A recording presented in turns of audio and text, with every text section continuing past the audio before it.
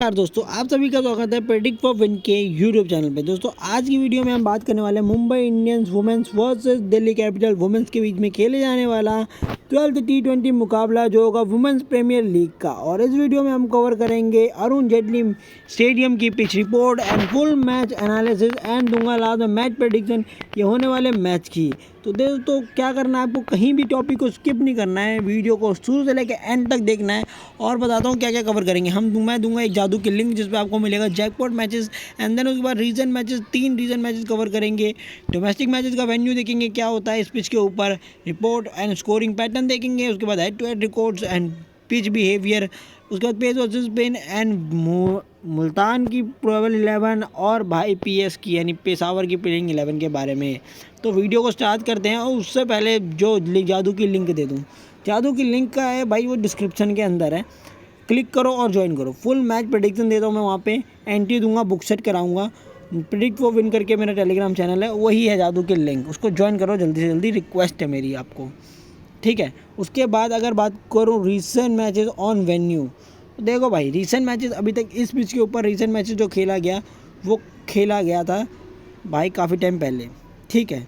CSK Chennai super Kings versus Delhi के बीच में मुकाबला था जो था भाई 2023 में, ठीक।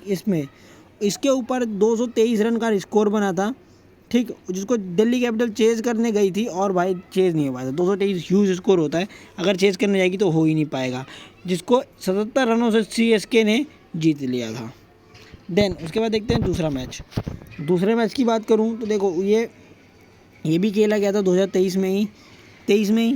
लास्ट मुकाबला जो था Punjab Kings versus Delhi Capitals के बीच में, जिसको चेज़ करने गई थी, जिसमें 177 का रन बनाई थी पंजाब किंग्स, और दिल्ली कैपिटल्स 136 रनों पर ही सिमट के रह गई थी। 31 रनों से पंजाब किंग्स ने मुकाबला जीत लिया और दिल्ली को दिल्ली के घर में ही हराया, ठीक है।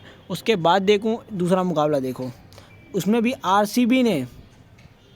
आरसीबी खेलने के लिए आई थी दिल्ली, और आरसीबी ने 181 रन बनाए 4 विकेट के नुकसान पे, और 187 रन दिल्ली कैपिटल्स ने बनाए 3 विकेट के नुकसान पे, और 7 विकेटों से मुकाबला जीत लिया अपने होम टाउन ग्राउंड पे, और झंडा गाड़ दिया कि भाई देखो 2 बार हार गए पर दोबारा नहीं हारेंगे।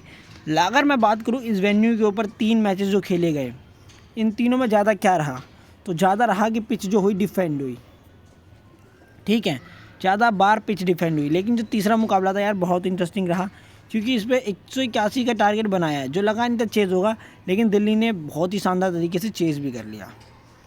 ये था इसमें ख़ास मुकाबला। देन इसके ऊपर बात करूँ डोमेस्टिक मैचेस की, तो देखो डोमेस्टिक मैचेस में इस वेन्यू के ऊपर जो ये पूरा डाटा होता है ना, डिपेंड रहता है टॉस के ऊपर, क्योंकि टॉस ही होता है जो डिसाइड करती है कौन सी टीम पहले बॉलिंग लेगी, कौन सी टीम पहले बैटिंग लेगी। उसके बाद भी कप्तान के ऊपर होता है वो क्या चूज़ करता है, ठीक है, कि बॉलिंग चाहिए बैटिंग चाहिए टॉस जीतने के बाद। मोस्ट ऑफ द कप्तान जो होते हैं वो टॉस के ऊपर डिपेंडेंट रहते हैं, टॉस अगर जीता तो पिच जो बोल रही है हम वो देंगे पिच को, ठीक है। यानी पिच कैसे बोल रही है ये देखो, मैं बताता हूँ कैसे पिच बोलती है। 184 रन खेले गए, मैचेस खेले गए इस पिच के ऊपर, जिसमें से 138 मुकाबले 138 नहीं सिर्फ 38 मुकाबले पहले बैटिंग करते हुए टीम जीती है, और 46 मुकाबले सेकेंड बैटिंग करते हुए टीम जीती है। यानी कि डिफेंड से लेके चेज तक में कितने कितने मैचेस का डिफरेंस है, सिर्फ 8 मैचेस का डिफरेंस है। अगर आप टोटल देखोगे तो 8 मैचेस के डिफरेंस से में 8 मुकाबले एक्स्ट्रा जो है इस पिच के ऊपर सेकंड बैटिंग करी, यानी चेज हुआ है। चेज सुटेबल पिचेस है ये, ठीक है। पता है कैसे है, एक तो छोटा पिच है, अरुण जेटली ग्राउंड छोटा सा है, ठीक है। उसके ऊपर अगर कहीं भाई साहब मैं कह रहा हूँ 160-170 के आसपास रन बन जाते हैं, 160 प्लस रन बनते हैं, क्योंकि एवरेज स्कोर जो है 167 का है, तो most of the time 160 plus run ही देखने को मिलेंगे। ये आपको स्कोरिंग पैटर्न में कवर भी करा दूंगा मैं, ठीक है। हाईएस्ट दिल्ली कैपिटल्स में और लोएस्ट भी दिल्ली कैपिटल नहीं बनाया इस पिच के ऊपर, ठीक है।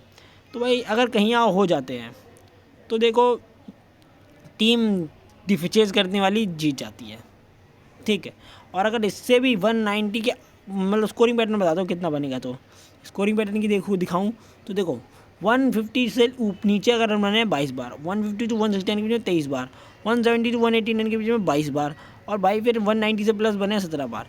कहीं 190 प्लस रन बन जाते हैं तो भाई पूरी पिच जो हो जाती है डिफेंड के ऊपर हो जाती है। यहीं कहीं 190 से नीचे रन रह जाता है, ठीक है, तो पूरी पिच हो जाती है चेज़ के ऊपर, समझे, ऐसे डिफेंड करती है। पर मोस्ट ऑफ द टाइम 190 से नीचे रन देखने को मिला है। इसीलिए ज़्यादा बार चेज़ वाली पिच चेज़ रही है पिच, ठीक है, यही फ़र्क है। देन अब उसके बाद बात करूँ अगर हेड टू हेड रिकॉर्ड की, तो दिल्ली कैपिटल्स और मुंबई इंडियंस वुमेंस दोनों हाफ बार भाई, दोनों ही 4 मुकाबले दोनों ने आमने सामने खेले हैं, जिसमें 3 मुकाबले मुंबई जीती है, 1 मुकाबला दिल्ली जीती है। हेड टू हेड में भाई मुंबई का पलड़ा कमज़ोर है, दिल्ली का पलड़ा भारी है। लेकिन इस सीज़न दिल्ली एक बहुत मजबूत टीम है जो नंबर 1 पे अपनी जगह बना के पॉइंट्स टेबल में रखी हुई है, ठीक है। देन उसके बाद बात अगर मैं करूँ आपके साथ pitch behaviour, average pitch behaviour की, पिच कैसे बिहेव कर रही है। पिच बिहेव कर रही है भाई batting favourable and suited for pacers. Pacer आ रहे हैं और विकेट लेके जा रहे हैं, और सामने वाली टीम विकेट गिफ्ट में दे रही है, गिफ्ट में, ये लोग गिफ्ट हमारी तरफ से सामने वाली टीम दे रही है, क्योंकि ये पूरी पिच जो है पेसर डिफेंडली फेवरेबल है, समझे। देन इसके बाद बात करूँ अगर एवरेज पेस वर्सेस स्पिन की ऑन वेन्यू के ऊपर, तो देखोगे 49 विकेट्स पेसर्स ने लिए एंड 22 विकेट स्पिनर्स ने लिए हैं इस पिच के ऊपर। मोस्ट ऑफ द टाइम जो विकेट्स है वो पेसर लिखाते हुए दिखाई देंगे, क्योंकि ये सूटेड फॉर पेसर्स पिच है, इसलिए ज़्यादा विकेट पेसर्स लेते हुए दिखाई देते हैं आपको। देन उसके बाद अगर हम देखेंगे मुल्तान की प्लेइंग 11 को, नज़र मारेंगे तो मुल्तान की प्लेइंग 11 कैसी है। खेलेंगे, देखो ओपनिंग करेंगे मोहम्मद रिजवान और हैंड्रिक्स और मोहम्मद रिजवान ओपनर्स दोनों हमें दिखाई देंगे खेलते हुए इस मैच में। देन उसके बाद तीसरे नंबर पे खान आएंगे, फिर चौथे नंबर पे ताहिर, फिर 5वें नंबर में अहमद, फिर उसके बाद नसीर शाह आएंगे एंड 7वें नंबर पे क्रिस जॉर्डन, 8वें वैली उमेर, फिर Mohammad Ali and Ahmed Akram. Then top 3 players अगर मैं देखूँ ना कौन इन वाले मुल्तान के, तो एक तो अली मेरे को लग रहे हैं, उसके बाद मोहम्मद रिजवान एंड देन उसके बाद क्रिस जॉर्डन में से इन दोनों में तो कोई एक बड़ा प्लेयर रहेगा। और एक और दे दूं अगर आपको, तो देखो मेरे हिसाब से देंगे शाह तगड़े फॉर्म में दिखाई देंगे आज के मैच में। अब बात करें पेशावर जिम्बाबर की भाई किस्मत तो क्या ही बताऊं, ना वर्ल्ड कप में चल रही है ना PSL में चल रही है इनके। अब देखो प्लेइंग 11 की अगर बात करूँ तो ओपनर कौन कौन आएंगे। जिम्बाबर ओपनिंग करेंगे, राइट हैंडेड बैट्समैन और आबू आएंगे। फिर तीसरे नंबर पे हैरिस, फिर टॉलर कैमोर, फिर रॉयनल पॉली वोल्टर, फिर जैलम एंड जेसिन एंड लिंगवुड जगडो एंड भाई इसाद। ये पूरी टीम आएगी बैटिंग करने के लिए, ठीक है। उसके बाद अगर मैं देखूँ टॉप 3 प्लेयर्स पेशावर के टॉप 3 प्लेयर्स, तो कौन कौन से होने वाले हैं। एक खुद जिम्बाबर शायद आज के मैच में चलते हुए दिखाई देंगे, मैं पे ट्रस्ट करके दे रहा हूँ। फिर रॉयनल पॉली और उसके बाद लिंगवुड, ये 3 प्लेयर होंगे टॉप 3 प्लेयर आज पेशावर के लिए, ठीक। अब बात करते हैं कौन सी टीम जीतेगी यानी कौन सी टीम हारेगी। मेरे तरफ से जो जीतेगी वो जीतेगी मुल्तान, ठीक है।